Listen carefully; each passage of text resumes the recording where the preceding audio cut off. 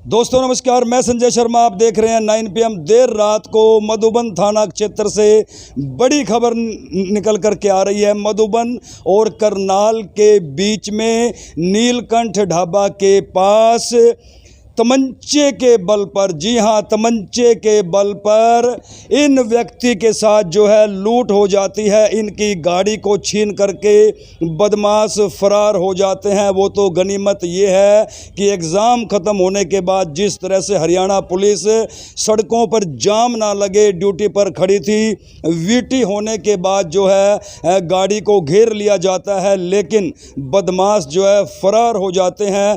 किस तरह से क्या वाक़या हुआ, क्या घटना हुई, वो भी हम सीधा चलते हैं राजेंद्र के पास। इनके साथ ये वारदात हुई है। देर रात का वक्त है, लगातार इलाके में वारदात बढ़ती जा रही हैं। शेयर कीजिए ज़्यादा से ज़्यादा। मधुबन थाना क्षेत्र में नीलकंठ ढाबे पर जैसे ही राजेंद्र और इनकी धर्मपत्नी स्वीटी भोजन लेने के बाद हाईवे की तरफ आ रहे थे, मोटरसाइकिल पर सवार 3 हथियारबंद बदमाशों ने इनकी कनपट्टी पर तमंचा लगा करके इनकी गाड़ी लूट ली। पुलिस ने गाड़ी को घेर लिया, गाड़ी को बरामद कर लिया है, लेकिन बदमाश जो है अंधेरे का फ़ायदा उठा करके फरार हो गए हैं। पुलिस ने अभियोग दर्ज कर लिया है। सीधे चलते हैं राजेंद्र के पास कि किस तरह से क्या हुआ, कहां से आ रहे थे, कहां इनको जाना था, क्या वाक़या हुआ। राजेंद्र जी, क्या हुआ आपके साथ, तो थोड़ा डिटेल से बताइए।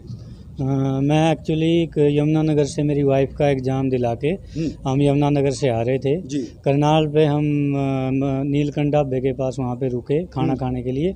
जैसे हम खाना वगैरह खा के वहाँ से और दिल्ली की तरफ निकले, तो जैसे ही मैं NH1 पे एंटर करने की कोशिश की पेट्रोल पंप के सामने से, तो वहाँ पे कुछ 3 लोग थे। उन्होंने मेरी गाड़ी के पीछे से टक्कर मारी। टक्कर मार के मुझे नीचे उतारा गाड़ी से और मेरी कनपट्टी पे बंदूक रख दी। बंदूक रखने के बाद उन्होंने फायर किए और फिर गाड़ी छीन के मेरी वो भाग गए। कौन सी गाड़ी थी आपकी? करेटा जी, चंडीगढ़ नंबर था।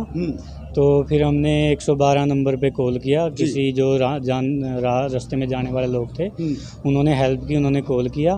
तो फिर उसके बाद हमने 112 नंबर पे कॉल किया, तो 3 मिनट या 2.5-3 मिनट में गाड़ी आ गई। तो उन्होंने फिर हमें बताया कि आपकी गाड़ी बरामद। गाड़ी कहाँ से मिली, कुछ सूचना मिली? नहीं, अभी तो नहीं मिली। हम वहाँ से यहीं आए हैं अभी। तो वो मतलब SHO साहब ही बता पाएंगे। तो देखिए, एक बार फिर से जो है, हालांकि 112 नंबर काम आई है मात्र 3 से 4 मिनट में।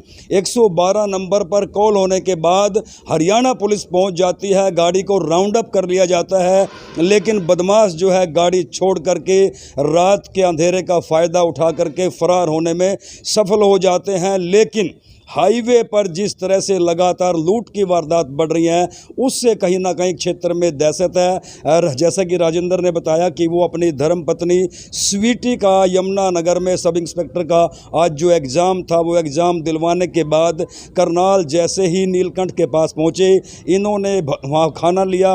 भोजन लेने के बाद जब ये वहाँ से पेट्रोल पंप के पास जो कट है, उससे हाईवे पर जैसे ही एंट्री कर रहे थे, एक बाइक पर सवार 3 बदमाशों ने पहले इनकी क्रेटा गाड़ी में टक्कर मारी, इनको गाड़ी से नीचे उतारा, तमंचा दिखाया और बताया जा रहा है कि फायर भी हुए।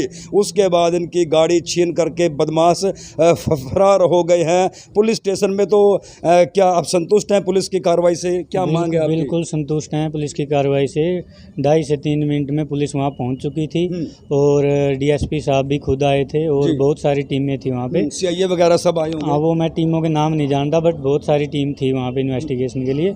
बिल्कुल सेटिस्फाइड हूँ मैं। राजेंद्र जी, बेसिकली कहाँ के रहने वाले हैं आप? मैं बेसिकली मटोर का रहने वाला हूँ। कैथल डिस्ट्रिक्ट में मेरा गांव है, कलायत थाना पड़ता है, वहाँ का रहने वाला हूँ। मैं दिल्ली जॉब करता हूँ, वहीं रहता हूँ। जी। तो देखिए किस तरह से हादसा हुआ। जो दर्शक हमारे साथ अभी जुड़े हैं, मैं उन्हें एक बार फिर बता देता हूँ। राजेंद्र यमुनानगर में अपनी धर्मपत्नी का एग्ज़ाम दिलवाने के बाद जब अपने घर वापस लौट रहा था, तो करनाल के पास जो बड़ा मशहूर ढाबा है नीलकंठ पर भोजन लेने के बाद जब ये वहाँ से मुश्किल से 200 200 मीटर दूर जो कट है, उस कट के जरिए हाईवे पर एंट्री लेने ही वाले थे कि बाइक पर सवार 3 हथियारबंद बदमाशों ने बाइक से इनकी गाड़ी में टक्कर मारी, इनको गाड़ी से नीचे उतारा, तमंचा ना केवल दिखाया बल्कि फायर भी किए और इनकी गाड़ी छीन करके वो दिल्ली की तरफ फरार होने लगे। लेकिन जब इन्होंने 112 नंबर पर कॉल की तो 2.5 से 3 मिनट के भीतर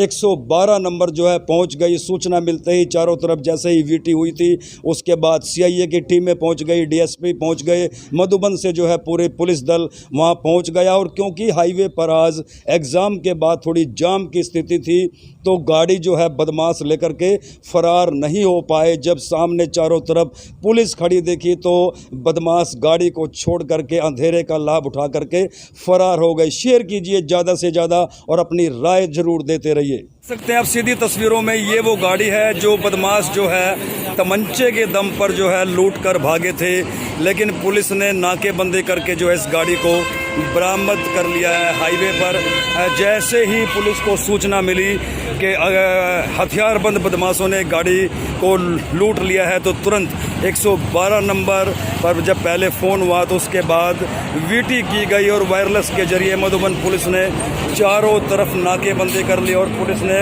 मधुबन थाने के सामने ही फ्लाईओवर के ऊपर ये वो क्रेटा गाड़ी है जिसको मौके से बरामद कर लिया, लेकिन बदमाश जो है वो फरार हो जाने में कहीं ना कहीं सफल हो जाते हैं। रात के अंधेरे का लाभ उठा करके बदमाश भाग जाते हैं।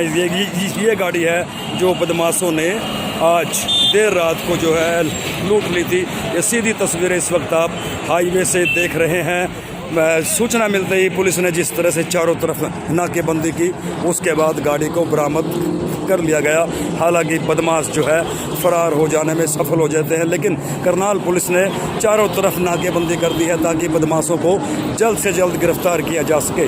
दर्शकों, देखा आपने किस तरह से वायरलेस पर सूचना मिलने के बाद मधुबन पुलिस ने जब चारों तरफ से नाकेबंदी कर दी, सामने से जब क्रेटा गाड़ी आ रही थी, बदमाशों ने देखा कि मधुबन पुलिस ने नाकेबंदी कर रखी है, उन्होंने गाड़ी छोड़ी और बदमाश अंधेरे का लाभ उठा करके फरार हो गए। लेकिन पुलिस ने गाड़ी को बरामद कर लिया है। इंस्पेक्टर सज्जन सिंह हमारे साथ में है, उनसे जानते हैं कि किस तरह से नाकेबंदी की और गाड़ी को बरामद किया। सज्जन जी, किस तरह से सूचना मिली थी और कहाँ नाकेबंदी की थी? हमें वीटी मिली, पेट्रोल पंप के आगे बदमाशों ने कट्टा दिखाकर गाड़ी छीन ली जी।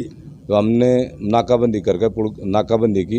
जो नाकाबंदी देखकर बदमाश पुल के ऊपर गाड़ी छोड़कर भाग गए। तो नाकेबंदी अभी भी जारी है? नाकाबंदी जारी है, उनकी तलाश जारी है। तलाश जारी।